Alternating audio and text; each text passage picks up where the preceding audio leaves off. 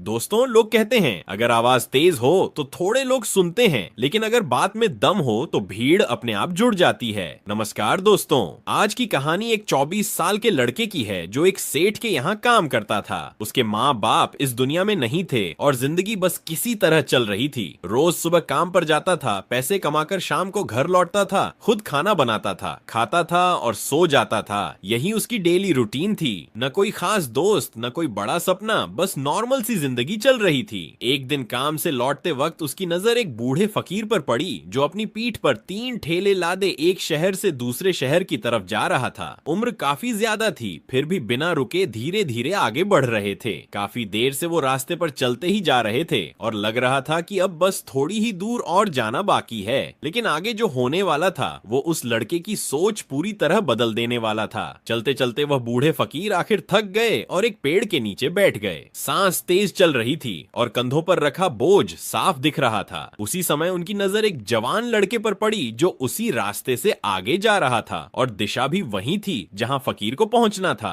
जब वह लड़का पास से गुजरा तो फकीर ने उसे आवाज देकर रोका और बोले, सुनो बेटा, क्या थोड़ी मदद कर दोगे? ये ठेला बहुत भारी है और अब उम्र साथ नहीं दे रही है। ज्यादा देर तक इसका वजन उठा पाना मेरे बस की बात नहीं रही और मैं काफी थक भी गया हूँ। अगर तुम मेरा एक ठेला अपने साथ उस अगले गांव तक पहुंचा दो तो मैं तुम्हें बदले में 3 स्वर्ण मुद्राएं दूंगा। लड़का एक पल के लिए रुक गया और फकीर की तरफ देखने लगा जैसे दिमाग में कुछ चल रहा हो। अब वह क्या जवाब देगा, यही आगे की कहानी का असली पॉइंट बनने वाला है। लड़के ने फकीर की पूरी बात ध्यान से सुनी और हल्की सी मुस्कान के साथ बोला, कोई बात नहीं बाबा, मैं मदद कर देता हूँ। आप बताइए आपको किस गांव तक जाना है? इतना कहकर उसने फकीर का एक ठेला उठाया और अपने कंधे पर रख लिया। जैसे ही वजन कंधे पर आया उसे तुरंत समझ आ गया कि यह काम आसान नहीं है। यह ठेला सच में काफी भारी था। फिर भी वह कुछ बोले बिना फकीर के साथ आगे बढ़ने लगा। दोनों धीरे धीरे रास्ते पर चलते रहे और बात करते हुए गांव की तरफ बढ़ते रहे। थोड़ी दूर चलते ही पीछे की बस्ती खत्म होने लगी और आगे एक सुनसान सा रास्ता नजर आने लगा।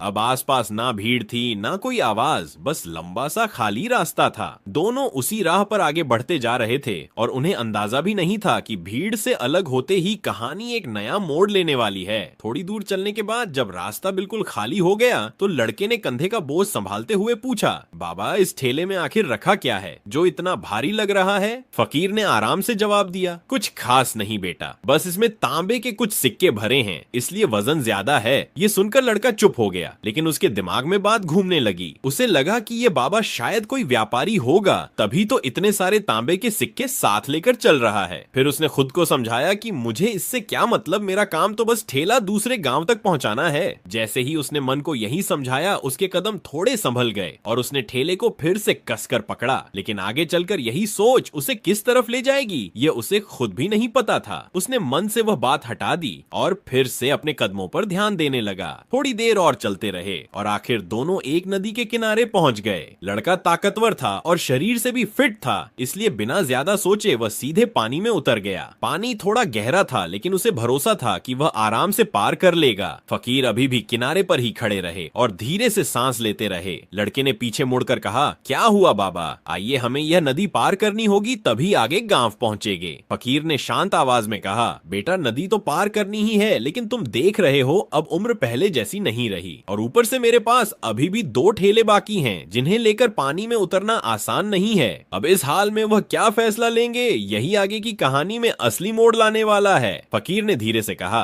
बेटा, 2 ठेले लेकर मैं इस नदी में नहीं उतर सकता, अगर कहीं पैर फिसल गया तो बड़ी मुश्किल हो जाएगी। फिर उन्होंने लड़के की तरफ देखकर पूछा, क्या तुम मेरी एक और गठरी अपने साथ ले जाओगे? इसके बदले मैं तुम्हें 3 स्वर्ण मुद्राएं और दे दूंगा। लड़का हल्का सा हंसा और बोला, बाबा, आप मुझे क्यों शर्मिंदा कर रहे हैं? अगर आप कुछ भी ना दें तब भी मैं आपकी मदद करूंगा। मेरा काम बस आपको सही सलामत उस दूसरे गांव तक पहुंचाना है। यह सुनकर फकीर के चेहरे पर संतोष साफ दिखा और उन्होंने कहा, बेटा, तुम सच में अच्छे इंसान हो। इतना कहकर उन्होंने दूसरी गठरी भी उसके हाथ में दे दी। अब लड़के के कंधों पर पहले से ज्यादा वजन आ चुका था और नदी सामने बह रही थी। अगला कदम वह कैसे उठाएगा, यही आगे की कहानी का असली टेस्ट बनने वाला है। जैसे ही उसने दूसरी गठरी कंधे पर रखी उसे समझ आ गया कि यह भी हल्की नहीं है। वजन इतना था कि कदम संभाल कर रखने पड़ रहे थे, लेकिन उसने मुंह से एक शब्द भी नहीं कहा। दोनों धीरे धीरे पानी पार करके आखिर नदी के उस पार पहुंच गए। थोड़ा संभलने के बाद लड़के ने चलते चलते पूछा, बाबा, इस दूसरी गठरी में क्या रखा है, यह भी काफी भारी लग रही है। फकीर ने सीधा जवाब दिया, बेटा इसमें चांदी के सिक्के हैं, इसलिए इसका वजन भी कम नहीं है। यह सुनते ही लड़के के दिमाग में तेजी से हिसाब किताब चलने लगा। उसे याद आया कि पहले वाले ठेले में तांबे के सिक्के थे और अब इस गठरी में चांदी है। अब उसके मन में नए सवाल उठने लगे कि आखिर तीसरे ठेले में क्या हो सकता है। शायद आगे का रास्ता सिर्फ नदी पार करने से ज्यादा भारी होने वाला था। लड़के को अंदर ही अंदर लगने लगा कि यह फकीर शायद बहुत दूर से आ रहे हैं और हो सकता है अपनी जमीन जायदाद बेचकर ही इतने सिक्के जुटाए हों, तभी तो इतना सारा धन साथ लेकर चल रहे हैं। लेकिन उसने यह बात अपने मन तक ही रखी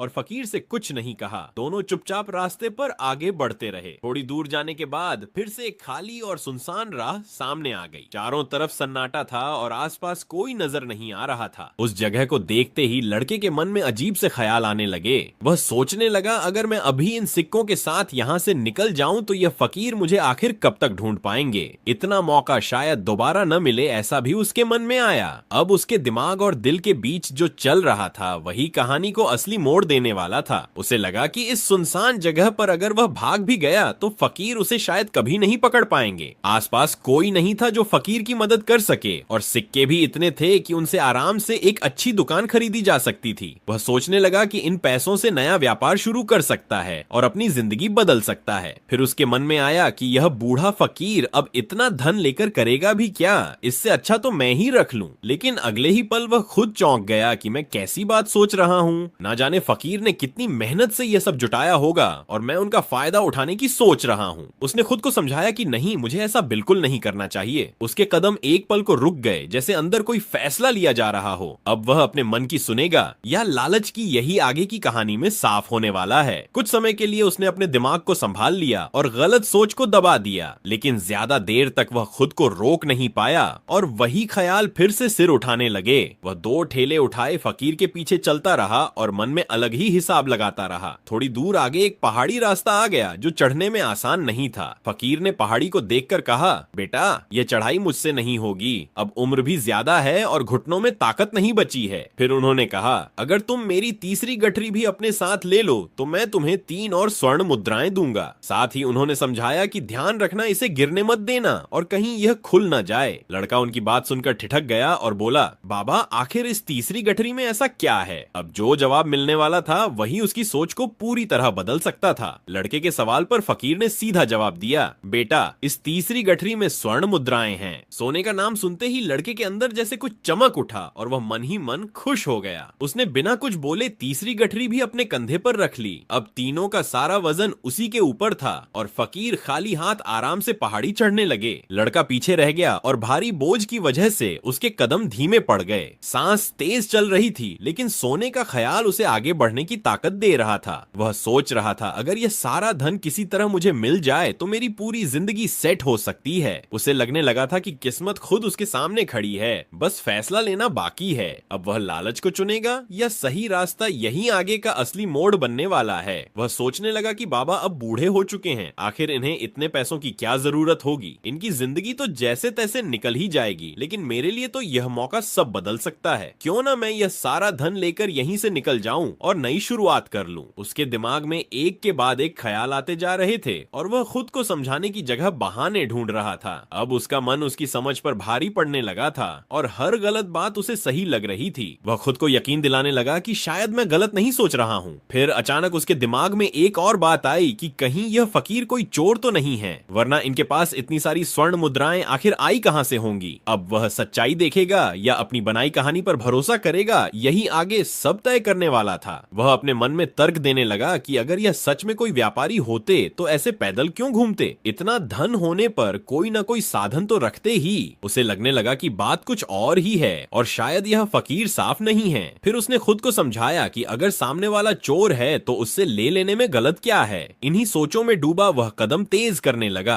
और धीरे धीरे फकीर से आगे निकल गया। अब वह आगे चलता हुआ मन में पूरा प्लान बना रहा था। जैसे ही पहाड़ की ढलान शुरू होगी वह तीनों गठरियां लेकर भाग जाएगा। उसे लग रहा था कि बस यही मौका है जिससे उसकी गरीबी हमेशा के लिए खत्म हो सकती है। वह सोच रहा था कि फिर उसके पास इतना धन होगा कि जो चाहे वह कर सकेगा। लेकिन पहाड़ की वह ढलान उसके लिए सच में किस दिशा का रास्ता खोलने वाली थी, यह अभी बाकी था। धीरे धीरे दोनों पहाड़ की चोटी तक पहुंच गए और अब सामने ढलान शुरू होने वाली थी। लड़के ने मौका देखते ही फकीर से नजरें चुराईं और तीनों गठरियां लेकर तेज कदमों से नीचे की ओर भाग गया। अजीब बात यह थी कि अभी तक जो वजन उसे दबा रहा था, अब वही बोझ उसे हल्का लगने लगा। वह बिना पीछे देखे भागता रहा और किसी तरह रास्ता पार करके अपने घर पहुंच गया। उसकी खुशी संभाले नहीं संभल रही थी और वह सोच रहा था कि अब उसकी किस्मत बदलने वाली है। जल्दी से उसने दरवाजा बंद किया और पहली गठरी खोलने बैठ गया। लेकिन जैसे ही उसने अंदर देखा तो सोने चांदी की जगह उसे जंग लगे लोहे के सिक्के नजर आए। एक पल के लिए उसे अपनी आंखों पर भरोसा ही नहीं हुआ।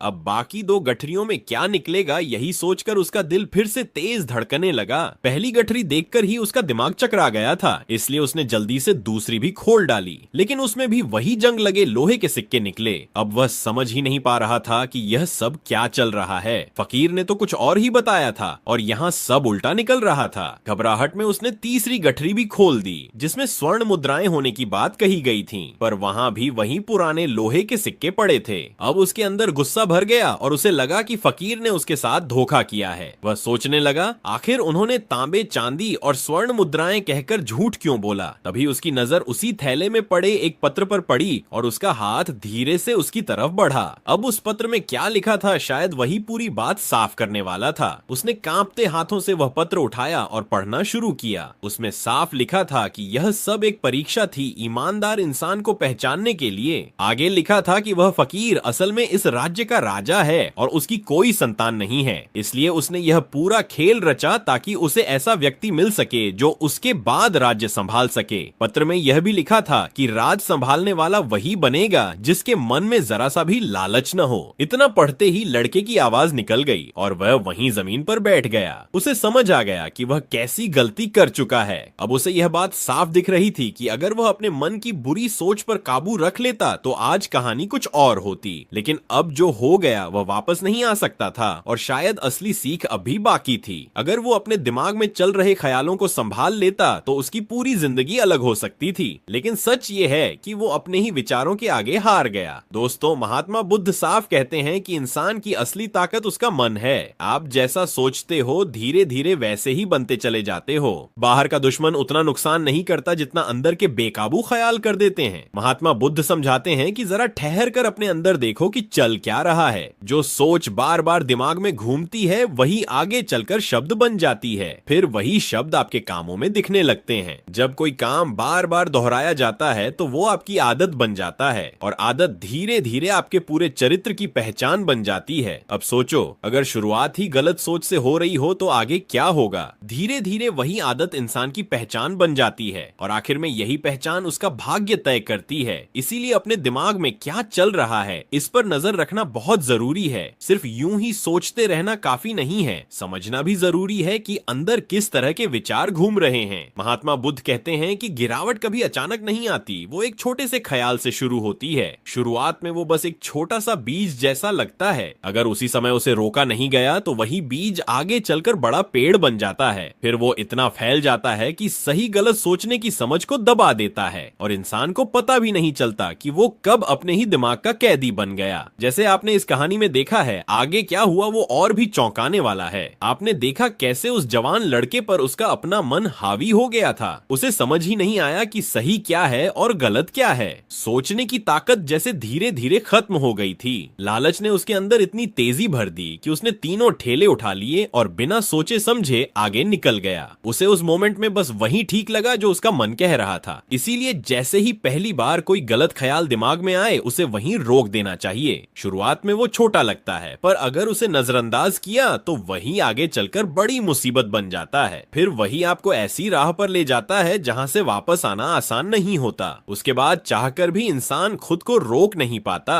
अब आपके मन में भी यही सवाल आ रहा होगा कि आखिर अपने विचारों को काबू में कैसे रखा जाए। अब बात आती है कि आखिर इस मन को संभाले कैसे, क्योंकि सच तो ये है कि मन बहुत तेजी से भागता है और कई बार हम पर ही हावी हो जाता है। हम सोचते हैं कि सब कंट्रोल में है, पर अचानक वही हमें घुमा देता है। इसका जवाब महात्मा बुद्ध दो आसान बातों में समझाते हैं। पहली बात वह कहते हैं कि अपने अंदर सही इरादा पैदा करो। अक्सर ऐसा होता है कि दिल में कुछ और चल रहा होता है और हम बोल कुछ और देते हैं, क्योंकि अंदर जो भरा होता है वही कभी न कभी बाहर आ ही जाता है। लेकिन जब गलती हो जाती है तब हमारा दिमाग अचानक साफ सोचने लगता है। उसके बाद हमें समझ आता आता है कि हमसे क्या गलत हुआ, तब सोचने और समझने की ताकत फिर से जागती है। लेकिन सवाल यह है कि क्या हम उस जागी हुई समझ को समय रहते पकड़ पाते हैं या फिर अगली बार फिर वही दोहराते हैं। और जब समझ वापस आती है तब अंदर से साफ लगता है कि हाँ, गलती हो गई। उस पल मन हल्का नहीं रहता बल्कि पछतावा भर जाता है। वही बोझ फिर हमें अंदर ही अंदर खाता रहता है। इसी बोझ से बचने के लिए महात्मा बुद्ध कहते हैं कि पहले अपना इरादा ठीक करो। जब भी कोई काम शुरू करने लगो तो एक पल रुक कर खुद से पूछो कि मैं ये क्यों कर रहा हूँ। क्या मैं किसी को चोट पहुंचाने वाला हूँ या बस किसी को छोटा दिखाना चाहता हूँ, या फिर सच में खुद को बेहतर बनाना चाहता हूँ। अगर यह सवाल आप ईमानदारी से खुद से पूछ लोगे तो आधी उलझन वही खत्म हो जाएगी। खुद को जगाओ और अपने इरादे साफ देखो, क्योंकि जब इरादा साफ होता है तो रास्ता अपने आप सही होने लगता है। लेकिन अगर इरादा ही गड़बड़ हो तो आगे क्या होगा यह आप सोच ही सकते हो। जब आप अपने हर विचार को ध्यान से देखने लगते हो तब अंदर धीरे धीरे बदलाव शुरू होता है। जैसे ही आप समझने लगते हो कि दिमाग में क्या चल रहा है, वैसे ही अच्छी ऊर्जा खुद आने लगती है। फिर आपके इरादे भी साफ होने लगते हैं और गलत सोच की पकड़ ढीली पड़ने लगती है। जो नकारात्मक बातें पहले दिमाग में घूमती रहती थीं, वह धीरे धीरे कम होने लगती हैं। लेकिन यह एक दिन का काम नहीं है, यह रोज करना पड़ता है। हर दिन खुद को याद दिलाना पड़ता है कि सोच कैसी रखनी है और इरादा कैसा रखना है। अगर सोच साफ और इरादा ठीक रहा तो दुख अपने आप दूर रहने लगते हैं, वरना इंसान वही पुरानी उलझनों में फंसा रह जाता है और बाहर निकलना मुश्किल हो जाता है। अब दूसरी बात जो महात्मा बुद्ध समझाते हैं वह है मन के साथ जागरूक रहना, क्योंकि अगर मन पर नजर नहीं रखी तो वही फिर से आपको अपने हिसाब से घुमाने लगेगा। धीरे धीरे आपका मन खुद शांत होने लगेगा। जो उलटी सीधी सोच अंदर जमा थी वह अपने आप कम होने लगेगी और आप धीरे धीरे सुकून की तरफ बढ़ने लगोगे। इसके लिए आपको कोई बड़ा काम नहीं करना है, बस अभी इस पल में जो चल रहा है उसे नोटिस करना है। आंखों के सामने क्या हो रहा है और अंदर क्या चल रहा है, बस उसे देखना है। इसी तरह आप दुख और परेशानी से दूरी बना सकते हो। महात्मा बुद्ध कहते हैं जो खुद को देखना सीख लेता है वही असली साधक होता है। मतलब जो अपने मन में उठ रहे विचारों को बिना तुरंत जवाब दिए बस देखता रहता है वही मजबूत बनता है। वह हर सोच को समझता है पर उसके पीछे भागता नहीं है। ऐसा इंसान धीरे धीरे अपने मन को संभालना सीख जाता है और जो मन को संभाल लेता है वही जिंदगी को सही ढंग से जी पाता है। अगर सच में खुश रहना है तो शुरुआत यहीं से करनी होगी। सबसे पहले अपने मन को शांत करना होगा और उसे हल्का बनाना होगा, क्योंकि असली खेल बाहर नहीं अंदर चल रहा होता है। और जब यह बात पूरी तरह समझ आ जाती है तब जिंदगी का अगला चैप्टर खुद खुलने लगता है। विचार अच्छे हों या बुरे हों, यादें हों या फीलिंग्स हों, उन पर तुरंत रिएक्ट नहीं करना है, सिर्फ चुपचाप उन्हें आते जाते देखना है। जब आप ऐसा करते रहोगे तो विचार खुद ही धीमे पड़ने लगेंगे, मन हल्का होने लगेगा और खाली सा फील होगा और यहीं से नकारात्मक सोच की पकड़ कमजोर होने लगती है। लेकिन असली बदलाव कब दिखेगा यह जानना भी जरूरी है। इसलिए सबसे जरूरी है कि आप अपने हर विचार पर नजर रखना शुरू करें। जब तक आप अपने मन को समझना नहीं सीखोगे तब तक बदलाव मुश्किल रहेगा। दोस्तों, उम्मीद करता हूं आज की इस वीडियो से आपको कुछ काम की बात जरूर मिली होगी। अगर कहानी ने आपको सोचने पर मजबूर किया हो तो वीडियो को लाइक जरूर करें और हमारे चैनल को सब्सक्राइब करना मत भूलना, क्योंकि अगली वीडियो में बात थोड़ी और गहराई में जाने वाली है। फिर मिलते हैं जल्दी ही एक नए टॉपिक के साथ।